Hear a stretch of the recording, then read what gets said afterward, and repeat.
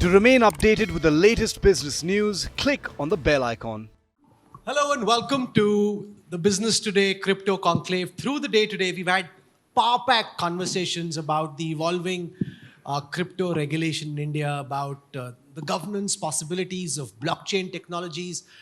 We've also had conversations about the prospects of NFT, but ultimately it's down to Parliament when it comes to the kind of laws that will govern crypto in India. And to get a sense of what a cross-section of political parties think about crypto, about blockchain, about digital currencies, and about the conversation around regulation that's currently on, we are delighted and privileged to welcome to the Business Today Crypto Conclave leaders from 4 different parties. I want to start by welcoming Jayant Sinha, far and away one of the most astute financial minds in politics, and member of parliament of the Bharatiya Janata Party, understands big money, understands finance, and has a sharper insight than most. So thank you so much and welcome. We've got Priyanka Chaturvedi from the Shiv Sena.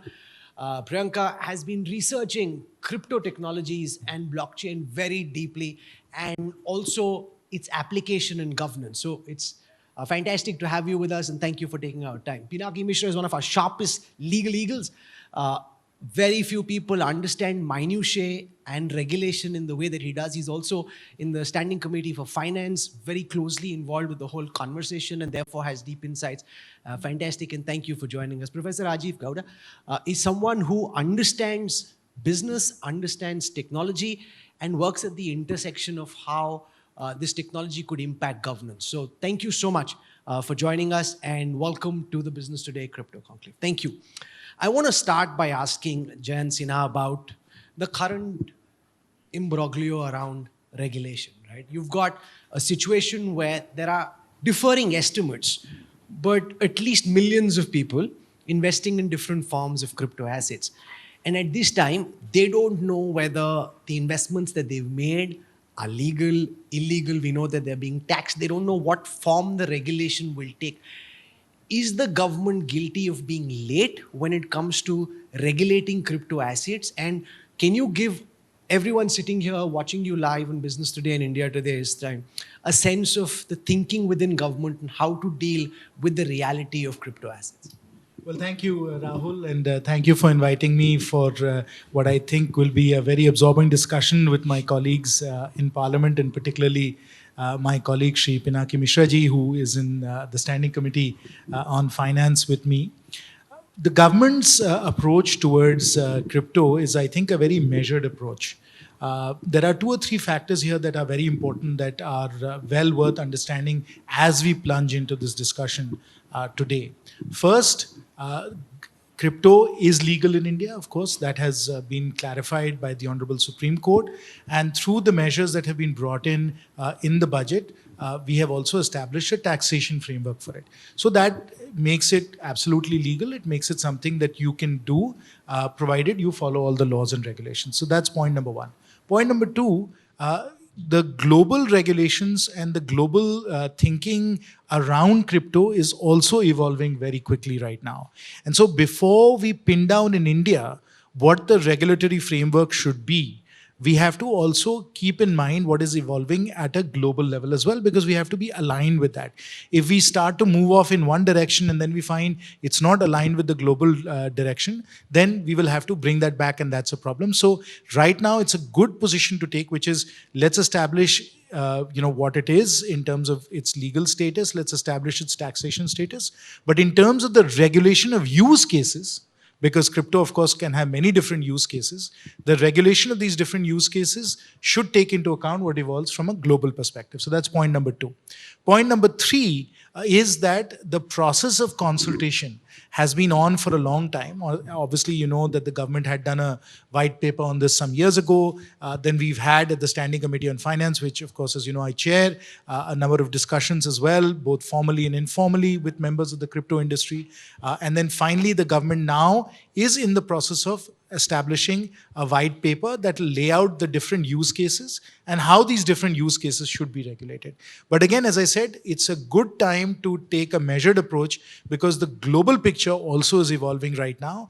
And India, of course, uniquely so because of our capital controls, has to understand what is being implemented globally and then follow with But appropriate let's take, adjustments. for example, what happened in Parliament yesterday, where the government said that gains made on one type of crypto asset cannot be offset against losses on another. Now, if this were stocks and if crypto is indeed an asset, then it's very clear you lose some on HCL, you can make that up on Infosys, etc.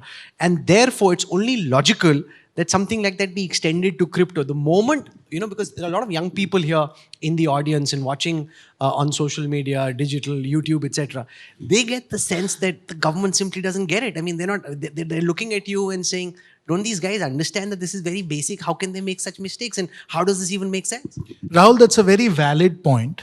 But I think you're jumping to a conclusion about a use case. When you say you want a set off against gains that you're making here against losses elsewhere, you're already assuming that the use case is a use case where crypto is being considered as an asset class, right? And so when you have an asset class, whether it's real estate, whether it's stocks, whether it's mutual funds, and yes, you have set-offs. But that is already taking into account that this is a use case. Now, we are still, as I said, in the stage where we are thinking through what are the legitimate use cases. And therefore, once we have these legitimate use cases, they are aligned with a global standard, then this is what the taxation treatment would be. But as I said, right now, what the different use cases are and what the tax treatment of these different use cases will be is still evolving. And right now, the government's position has been that it is not yet an asset class where it's going to get the benefits that other asset class which have set-offs are going to be. That seems to be the position the government has taken through the statements in Parliament Priyanka yesterday. Chaturvedi, what do you make, sitting in the Shiv Sena, of the government's approach on regulating and taxing crypto assets? From what Jayant ji is suggesting, the government seems to want to be careful, be calibrated, not rush in and come up with legislation, allow for the global policy framework to emerge, and not be in a rush to announce something, then have to roll it back. So as far as global policy framework is concerned, there are many countries which have framed a policy. The policies are very forward-thinking, very dynamic in nature, and also understanding the need of the R basis, what is needed. You have a lot of young people who are invested in it, curious about it, are getting employment through it. So it becomes important that we show the kind of speed that is needed for something like this. And we are seeing how technology is moving faster than our ability to frame policies. So always having this cautious position and sitting and waiting for the others to make the first move will only end up damaging a lot of prospect that we have as Indians. What do you think the government should be doing? If See, you were I in think power, how would you handle firstly, the current yes, challenges on regulation and taxation? So I find this very weird that you do not have a cryptocurrency bill introduced in the parliament yet, but you have decided you are going to tax it. As per what my understanding is and what I understood from him, he said that we are considering it legal, but we haven't decided the use case, where does it fit in? Is it an asset? Is it something else? How do we compare it with other assets? So you cannot have a tax introduced, you cannot have a GST, you cannot have a TDS, and not know where cryptocurrency stands. And again, legality, illegality is also a grey zone right now. Exchange also is a grey zone right now because RBI has taken a totally divergent point of view. So where is the convergence? The convergence needs to come from multiple stakeholder conversations. And again, we are very late into this. Only when Prime Minister spoke about it recently did it come to the Finance Committee, and Finance Committee has started discussing it. Supreme Court had already uplifted that ban. So till now, they have been functioning in a grey zone. The regulation is self-regulated. They're managing it on their own.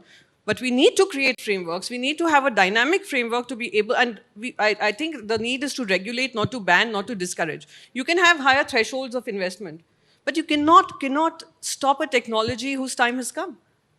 And that, I think, is something that we as parliamentarians need to understand, what the young is looking towards us and expecting out of us. And they seem to be on it, understanding it. So maybe they should be important part of the conversation. Pinaki Misra, you're looking, sir, at what's happening globally in terms of how similar debates are taking place in Europe, across the United States and elsewhere. We've seen also the kind of divergent positions. Countries like China or countries like El Salvador have taken diametrically opposite positions. You can't get into much of what's happening in the Standing Committee on Finance, and we appreciate that. But sitting where you are, what do you think of the government's approach so far vis-a-vis how you think the government should be dealing with these challenges? You know, is that on? Yeah. Let me just say at the threshold that, my chairman, Mr. Jayant Sinha's nuanced position here, and indeed his nuanced position every time he's chaired any meeting of the Finance Committee, unfortunately is not borne out by the mandarins of the Finance Ministry. I've always said that Mr. Sinha's in the wrong finance sector of the government. He should have been in the ministry rather than chairing a committee. I've never been a fan of the finance ministry in India. I've been a taxpayer for the last 37 years. Now he's wondering, are you a friend or a foe? This is like a frenemy. Well, I've said this far too often now and far too publicly. It's been taken note of, I'm sure. And I mean it from the heart that I think, he would be an incredible asset. For no other reason that he takes At least a knowledgeable and he's an nuanced, asset. There's no question mark around and that. knowledgeable position. And indeed, I mean, even when the government was still contemplating, the legislation on it, he had the sagacity to say, why don't we, invite some experts and at least let's start taking the first steps, the baby steps, if it were, towards our committee's, responses and formulations, if and when and for sure that bill will come to us. So that's the kind of farsightedness he had at the beginning of this year's Finance Committee. But like I said, I agree with Priyanka that government is speaking in many languages, at cross purposes, has no clue where it's going at the moment. As with any other egregious steps that this government has, many governments in the past, but particularly the finance ministry has taken, retrospective taxation, for instance, etc., etc. So there have been many missteps by the finance ministry, and this one promises again to be very serious missteps. You said that the finance ministry mandarins aren't understanding minutiae. Can you spell that out? Like, where do you think they're getting it wrong? Look, as Priyanka said, if the RBI governor, day in, day out, and he's supposed to be your principal regulator in the country, if day in, day out, he goes on record and repeatedly to warn the public saying, this is just hot air, do not touch it. You touch it at your peril. Now, if that's going to be your RBI governor's studied position on a daily basis, how can the finance ministry bring in a tax to say what the RBI governor says is simply hot air is something we plan to tax? Now the BJP can say the governor doesn't speak for us. He's independent. It's proof of his independence. Now kindly see what the taxation policy is. You bring in a 1% tax when globally everybody acknowledges that the tax slab should be 0.01%. Where is 0.01% and where is 1%? The other day I read in the Indian Express, day before, that government is now planning on this entire GST thing. Again, thinking is the paradigm is between 0.1% and 1%.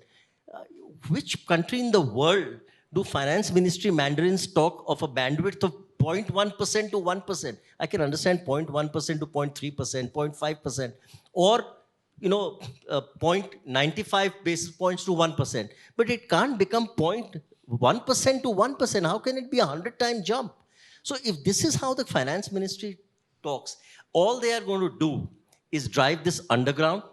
All they are going to do is drive it abroad, and that's what's happening. All your blockchains, all your servers, everybody is going to take this abroad. Ensure that India doesn't get any of the spin-off benefits, and that's typical of our finance ministry. That anything that can be productive, that can be a great asset, that can be a wealth creator, a wealth producer, a wealth generator, a wealth distributor, drive it either underground or abroad. That's their outstanding vision in Now India. you see why. See, we're also at a crypto conclave. So naturally, most of the people who are here are believers. If they weren't believers, they'd be sitting at home. So that's the other reality. But I think you've lit a fire and you made some very good points. And I want Jayant Sinha to respond before I go across to Professor Gowda on the divergence between the positions taken by the RBI governor very publicly. He's making it seem it's worse than tulips. And the position that the government is taking in terms of taxation of crypto, trying to work out a legislation. He seems to have taken a position similar. You mentioned mandarins, similar to the mandarins in Beijing.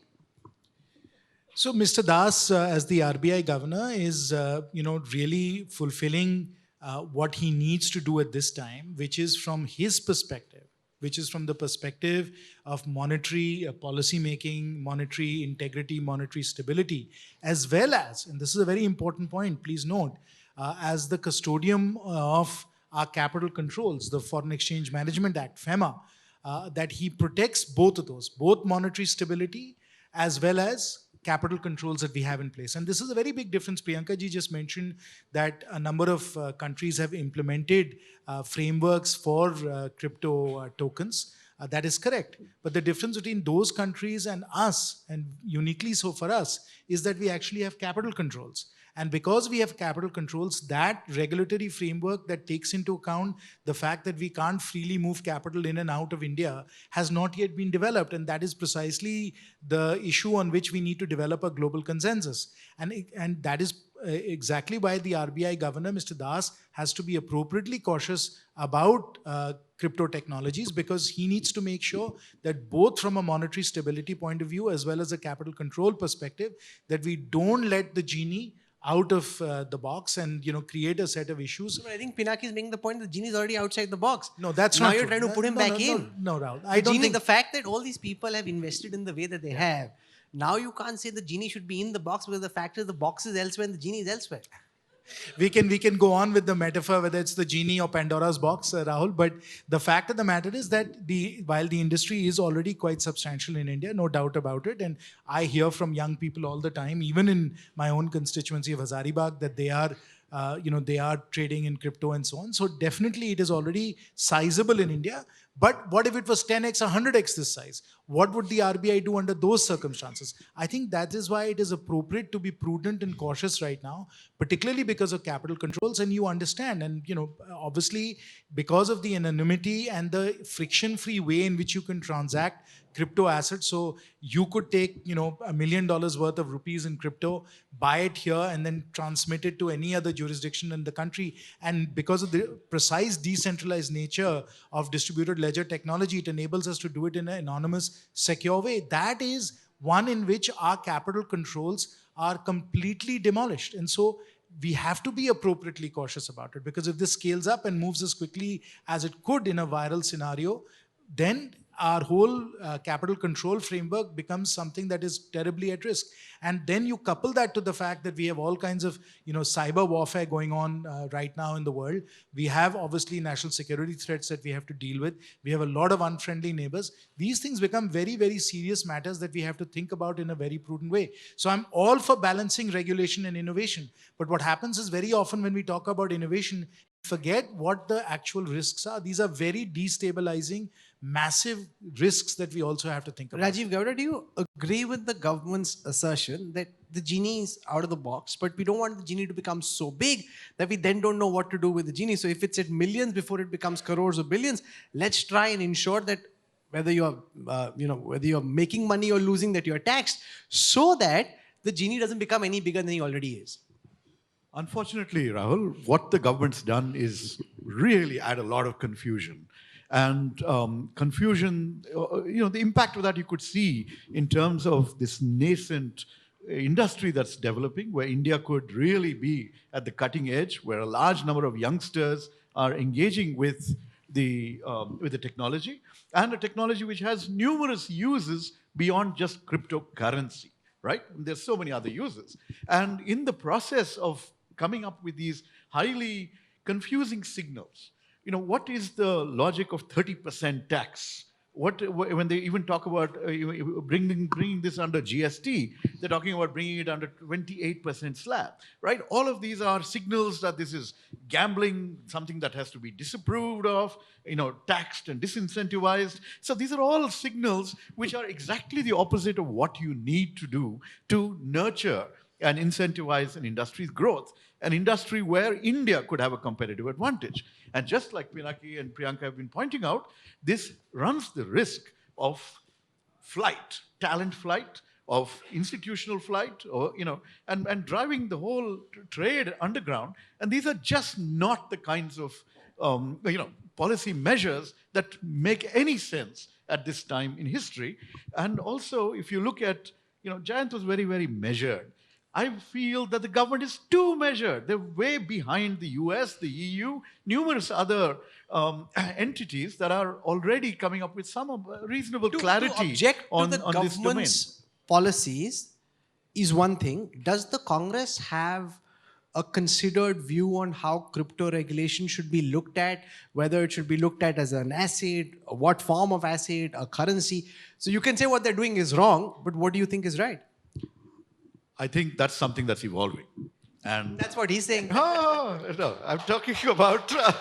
Now the ball swung the other way, so he's saying, actually, I need to leave the ball. No. Because you asked me specifically about the party's viewpoint, which, maybe when we have our Chintan Shivir, we will come out with a The viewpoint. party has a lot of But other chintin to I'm do giving you- before that. See, Priyanka's been in the Congress. She's holding her I head can and saying, give you- there are lots of other chintin to do before they worry about Even he's crypto. for But the you know, Congress, you know, No, the point here is, I'm giving you my viewpoint as the ex-MP of the Congress and as a spokesperson. No, so let's leave your party aside leave and the that party chintin aside. shivir aside. What's your view on what the government ought to be doing? The government needs to be much more swift in terms of responding, much more consultative, and certainly needs to ensure that some of the signals that are given, right? Responding to what end? Like what kind of a policy architecture do you have in mind? No. Spell that out. Actually, they need to do the opposite of what they've just done, which is disrupt the industry. And, you've seen the kind So of... Pinaki's thought this through. He's itching to get in let me and just explain what the supplement what regulation Rajeev's should saying. Rahul, what's happening is subliminally, somewhere, the mandarins of the finance ministry actually believe this is a sin activity. Okay, let's come to terms. They genuinely believe this is like noxious, alcohol or gambling. So they are treating this really at par with gambling. And therefore, it's regarded as a sin activity at the moment. And therefore, there must be all kinds of, the noxious taxation that ought to kill it rather than promote it. That's a fact of the matter. That's their thinking. There's no doubt about that.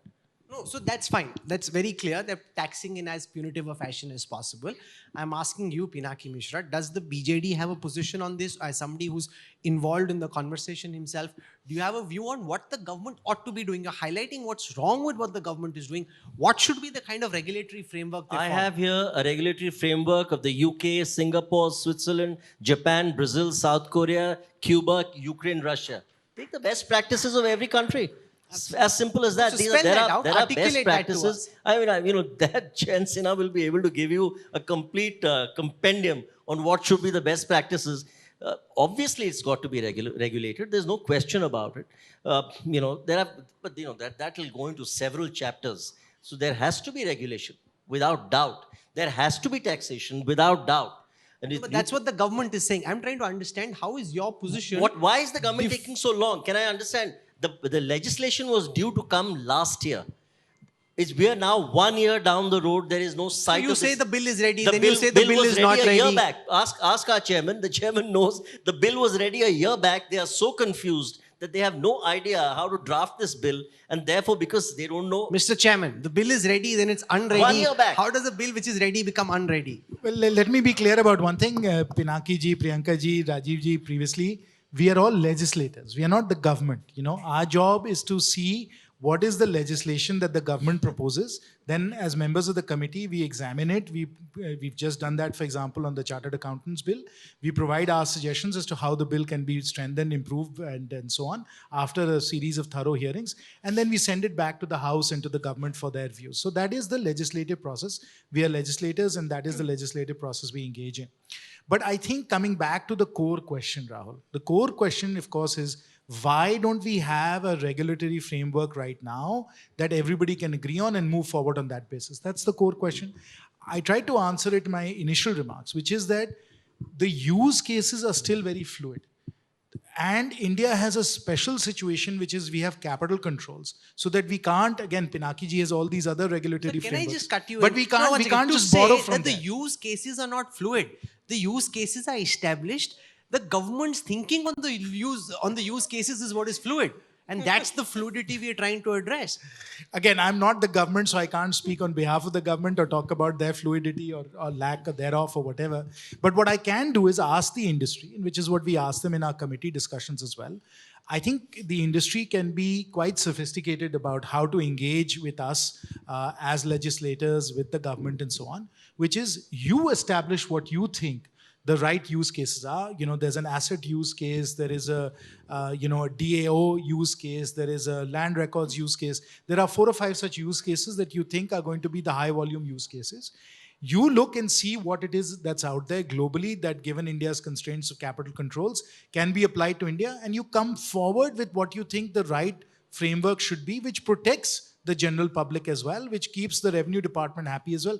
I think it's important for the industry to be mature and sophisticated about it as well, and come forward in a proactive way and take the initiative on this as well. So then once we have something from them, then we can start to think more carefully about what the roadmap should be. Can I get in here?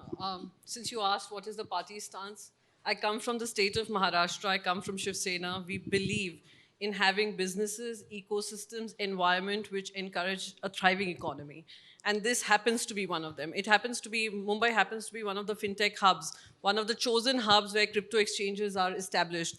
And we are seeing, because of this indecisive stance from the government, we are seeing a flight of capital. We are seeing lots of exchanges are moving out of India, moving out of Mumbai.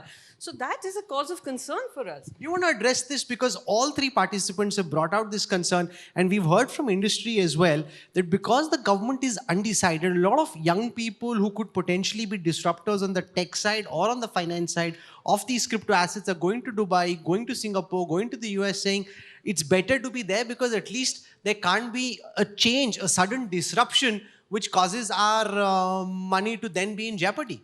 I'll just take one more point. The way RBI had stepped in to ban these crypto exchanges, I think that was very unfortunate, and it just pushed them underground. And it validates the entire point of not being decisive about something like this. Taking that leap forward, having that ability to take the risk and having that hunger as a nation to be able to create employment for its people and to understand how technology works. I would look at it from 3 places. Education not just of the investors, but even members of parliament needs to get educated. I have spoken to many people who are in this business, and they all tell me that as far as stakeholder conversations are concerned, none of them have been called to even have a conversation or understand their side. So saying that, they need to step up is being a little, incorrect here, because they're wanting to have a conversation, they want to educate. It's not happening. That's not happening. The second thing I believe is creating that ecosystem, an enabling ecosystem which will create jobs, which will look at innovation, which will create opportunities for the young.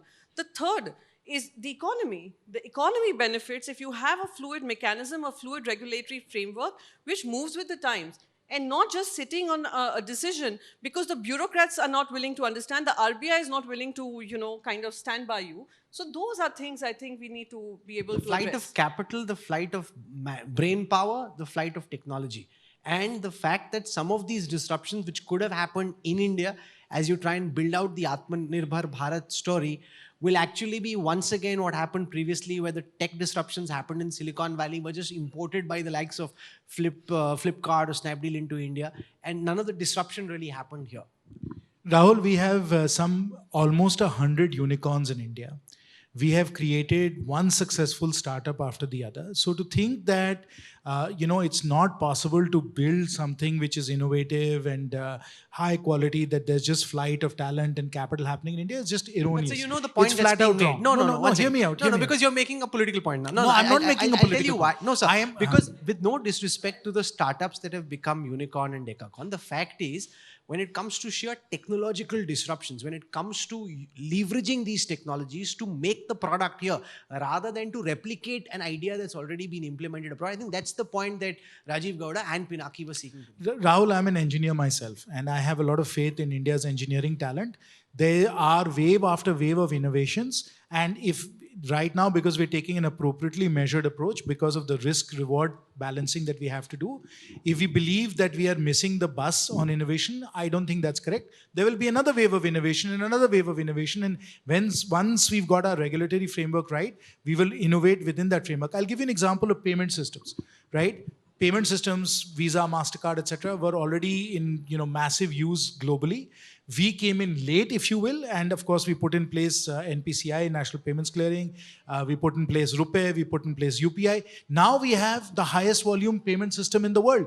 We were much later than anyone else, and now we are the leaders. So it's not as if innovation doesn't happen, continuously. It does, and we can always catch up and leapfrog as well. So I'm not particularly worried about that part of it. What I want to make sure is that when we start, we put in place the right framework, that we do it so that we don't have to then go back and repair some big damage that has happened. And for that, we have to take a measured approach, number one. Number two, I just want to address what Priyanka ji was saying. We're saying that there were no consultations and so on. Consultations are not happening. That is not correct because, for example, just in the standing committee, we had a formal hearing. Many members have been informally also meeting with industry participants. I have had many meetings. I know that the ministry is having many meetings.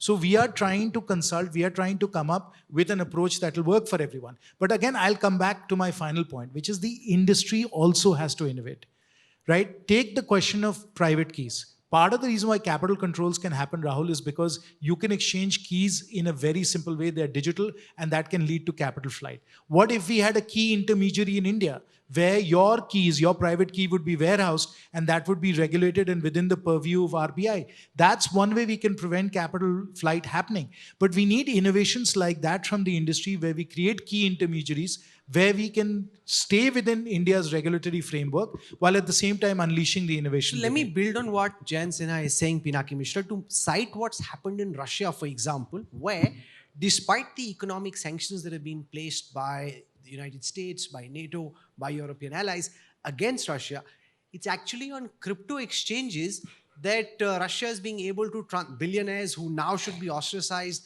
and sanctioned are being able to move money around. So when you're saying move with greater speed, those who are advocating caution will say you just need to look at this war between Russia and Ukraine to realize that things which you don't want, transactions you don't want should materialize, can materialize because governments have no control, which is why we need to tread with caution. Rahul, just quickly, apropos a point made by my chairman, Mr. Jayant Sinha, about the standing committee deliberations, I just want to very, very gently and politely remind him that on a bipartisan basis, this is no reflection on the BJP.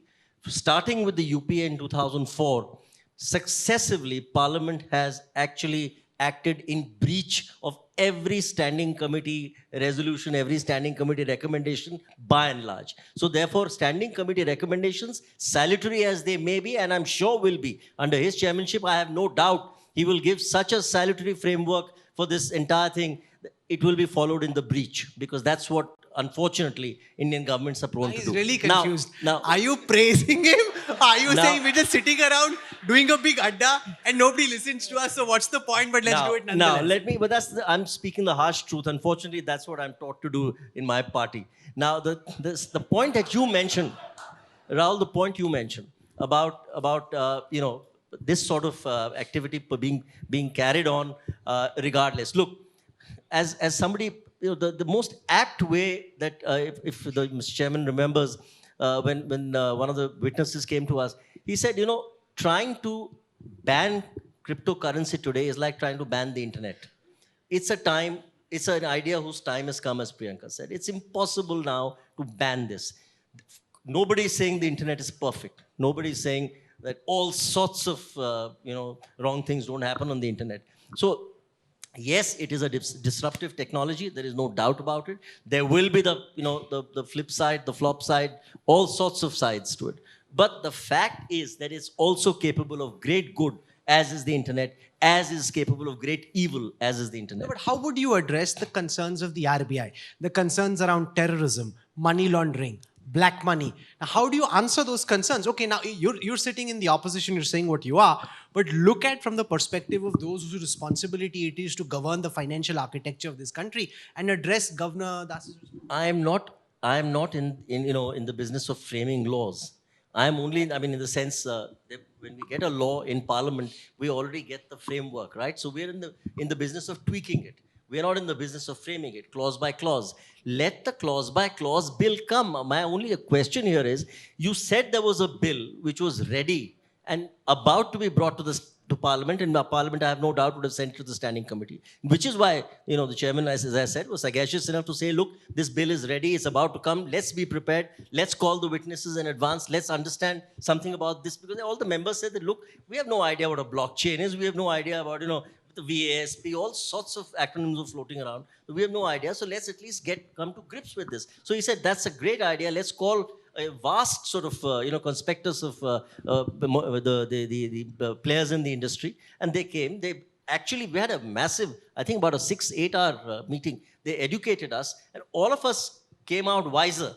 But why isn't the government then putting in place, these are supposed to be wise men who should be interfacing with industry. The same people who came to us should have the opportunity to, come to government and interface with them, and then come out with the best practices and come out with a bill.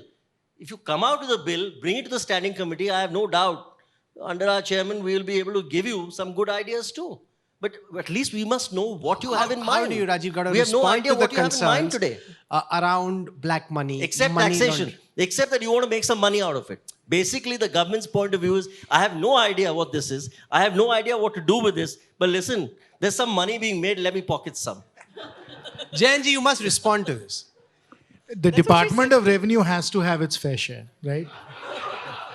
I think all of us as citizens of this country who require public services completely understand that point. And again, as I'm saying, and of course I will again talk about the measured approach the government is taking, we have to, and I would request the industry to do this, we have to go use case by use case. And then for each use case, we've got to look at what are the best practices around the world, as Pinaki ji correctly pointed out, and then apply the India special case and say, here is an appropriate regulatory framework. But I think that proactive step has to be taken by the industry as well. It'll educate us as legislators, and I'm sure it'll be very helpful to the government as well. See, Rahul, it's very important for regulatory bodies and the government and the RBI to see that to understand that they have multiple roles to fulfill here.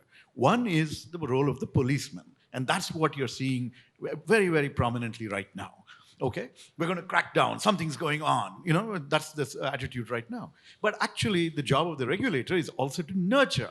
SEBI has to nurture the equity markets, at the same time prevent scams, right? It's a very delicate balancing act. And that's something that I used to be a director on the central board of the RBI. It's a very professional organization, very conservative.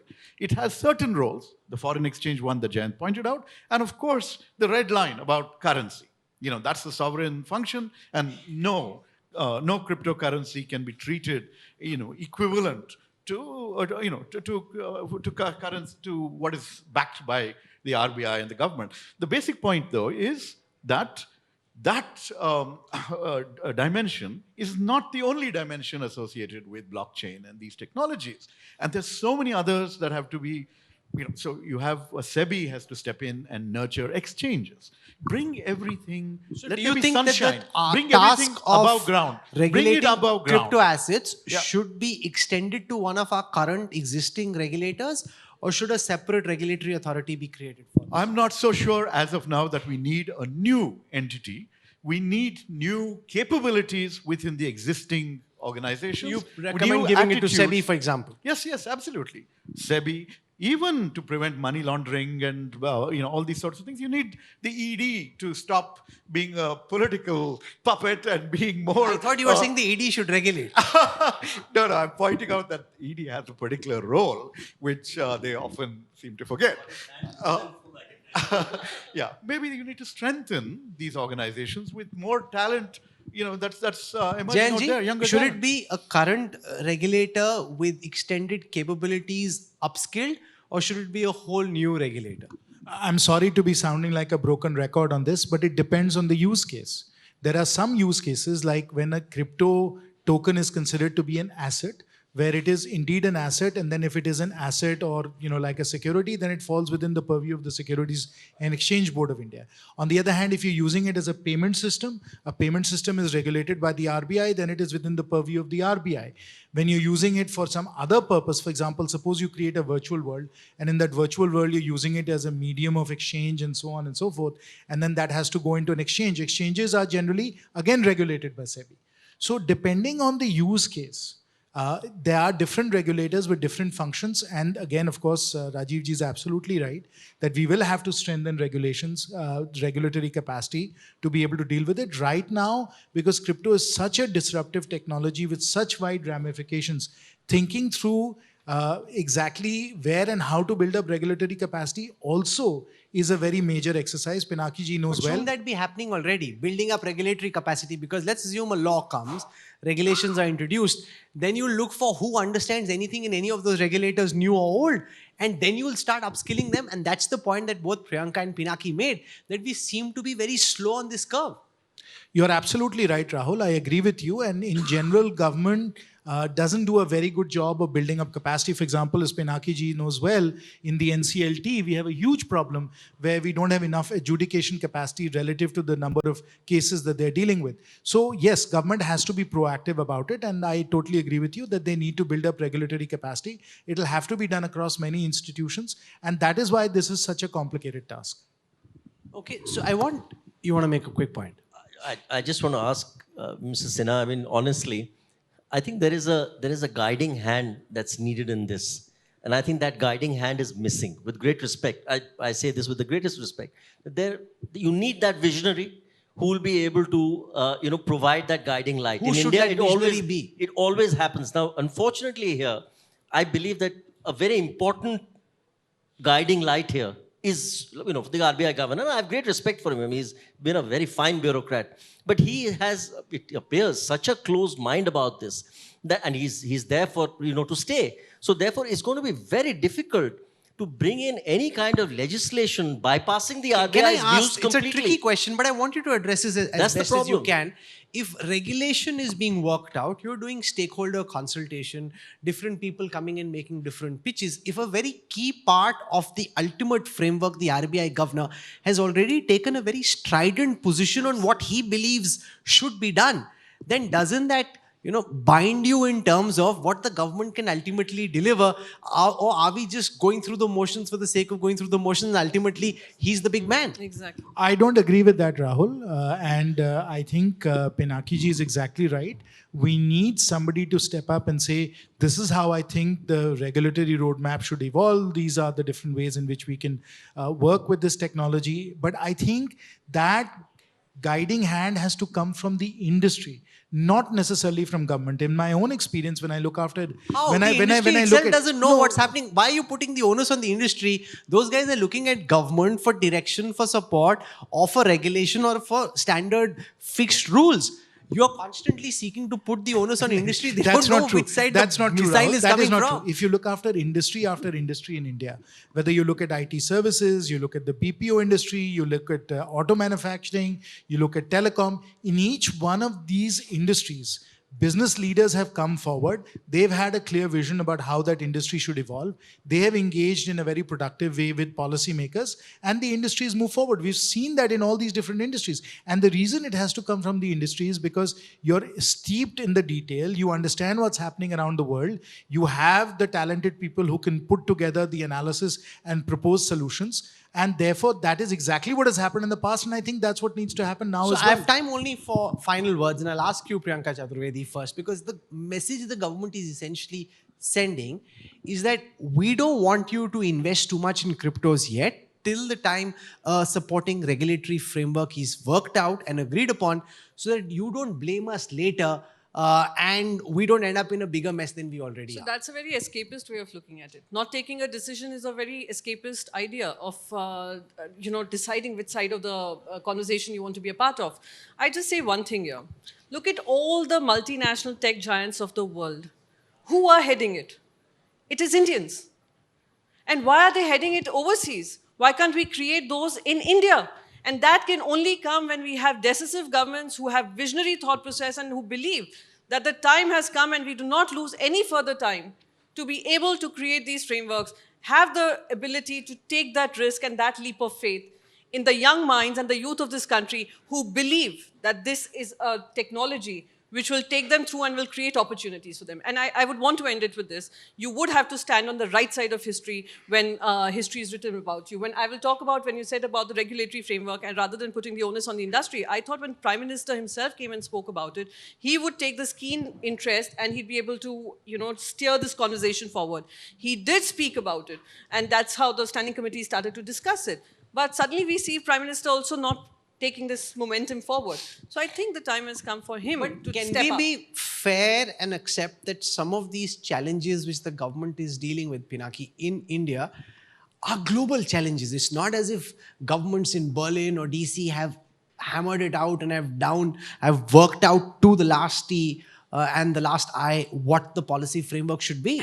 Rahul, there's no doubt on that score, but since we're short of time, I would personally suggest that what the government could do, since finance ministry is clearly struggling with this. Let's face it. Let's first come to terms He with the clearly fact. doesn't like the finance ministry No, or but the mandarins in the it's- finance ministry. No, but that's a harsh truth, that the finance ministry is simply struggling with this, is unable to come to grips. Therefore, the government should really set up a task force kind of a body. Have somebody eminent and qualified to head it. Mr. Sinha would be ideal, but he's the chairman of the standing committee of finance, so there might be a conflict of interest on that score. But have somebody knowledgeable like him to head it, who can then take industry players on board, who can take international opinion on board, interface with the other countries, Western countries, Singapore, Dubai, these kind of countries. Dubai, of course, it's still not on, but Singapore, Hong Kong, etc. Look at these countries, find out what is happening in those countries, how are they dealing with it, and let that task force then come up with a basic superstructure of legislation.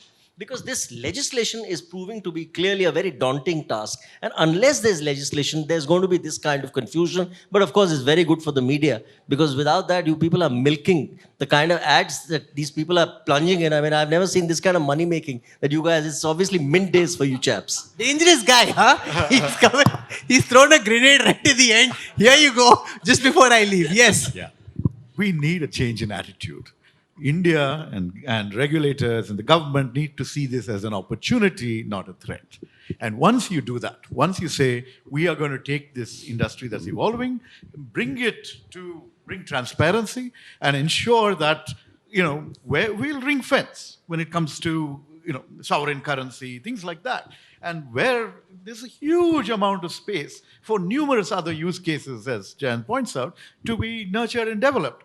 And those will arise if the attitude changes. Mr. Chairman, final words from you. If young boys in Hazaribagh are investing in different kinds of crypto assets, then isn't it time that the government come out as quickly as possible and end the ambiguity that currently prevails? That's a goal we should all strive for, Rahul. And exactly what the timing on this, I think only government can answer that question. But I think that's exactly right. We need to make sure that this is an appropriately regulated framework in place so that the industry can actually grow. Priyanka ji and others are absolutely right. We have the potential in India not just to create $100 billion market cap companies, but $1 trillion market cap companies. And maybe one of them will come out of these crypto technologies. So I agree with you. I think we've got to move with all haste, and we've got to make sure that we get this done as quickly as possible. This was an interesting conversation. Don't you agree? We had different kinds of thoughts coming. Pinaki Misra threw a few grenades, some at Jayant, some at people watching, some at us, which is fine. And we're out of time. We've got Rajeev Chandrasekhar waiting, so I'll just try and wrap this up. Priyanka Chaturvedi for taking out time and joining us. Professor Gowda for joining us. Thank you very much, Jayantji. You were very sagacious, and that's a word he used again and again, and calibrated as you always are. He threw some compliments and then some brickbats at the same time. So you can deal with him in the standing committee next time you see. Rahul ji, I survived, so I'm happy the panel is over. You did well. You did well. At least you gave us as best as you could. It's actually a pleasure to serve on this committee under him. It's a pleasure, let me tell you. To have a chairman who's just so absolutely in command of his subject, it's extraordinary. Though I'm not part of the finance committee, I've engaged with him on this. So you basically want to be part of the finance committee. She's giving an application. Can I also be added? I had multiple conversations on this, and I totally agree with what Maybe it's the cross-party appreciation that he gets, which could potentially get him into trouble. So you also need to be careful about what you say in public. Pinaki Misra, thank you very much. Thanks also to Rajeev Gowda, Priyanka Chaturvedi and Jayant Sinha. Thank you so much for joining us. Very engaging as always. Yeah. If you like the video, do like, comment, share and subscribe.